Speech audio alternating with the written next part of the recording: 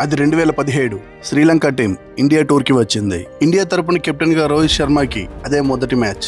అయితే first ఓడిఐలో India దారుణంగా ఓడిపోయింది. కేవలం 112 రన్స్ మాత్రమే చేసి ఆల్అౌట్ అయిపోయింది. ఆ మ్యాచ్లో బ్యాట్స్మెన్గా కెప్టెన్గా రోహిత్ ఫెయిల్ అయ్యాడు. దాంతో రోహిత్ శర్మ మీద దారుణంగా విమర్శలు వచ్చాయి. తను ఐపీఎల్కి తప్ప టీమిండియాకి కెప్టెన్గా పనికిరాడు అని ట్రోల్స్ చేశారు. కట్ చేస్తే సెకండ్ మ్యాచ్లో రోహిత్ శర్మ ఏకంగా డబుల్ సెంచరీ కొట్టి అందరి నోర్లు మోపించాడు. ఈ మ్యాచ్లో ఇండియా 392 రన్స్ చేసి శ్రీలంకని చిత్తుగా ఓడించింది. 2-1 తేడాతో ఓడిఐ సిరీస్ ని, 3-0 తేడాతో T20 సిరీస్ ని గెలిపించి ఐపీఎల్ అయినా ఇంటర్నేషనల్ అయినా కెప్టెన్ గా తనకు తిరుగు లేదు అని ప్రూవ్ చేసుకున్నాడు రోహిత్. ఆ తర్వాత 2018లో నిదాస్ ట్రోఫీ గెలిపించాడు. 2018-23లో ఏషియా కప్, ఆ తర్వాత 2024లో T20 వరల్డ్ కప్ అండ్ 2025లో ఛాంపియన్స్ ట్రోఫీ గెలిపించి ఇండియన్ క్రికెట్ హిస్టరీలో one of the best captain గా నిలిచిపోయాడు. రోహిత్ శర్మ ఫ్యాన్స్ తప్పకుండా లైక్ చేసి హిట్ మ్యాన్ అని కామెంట్ చేయండి.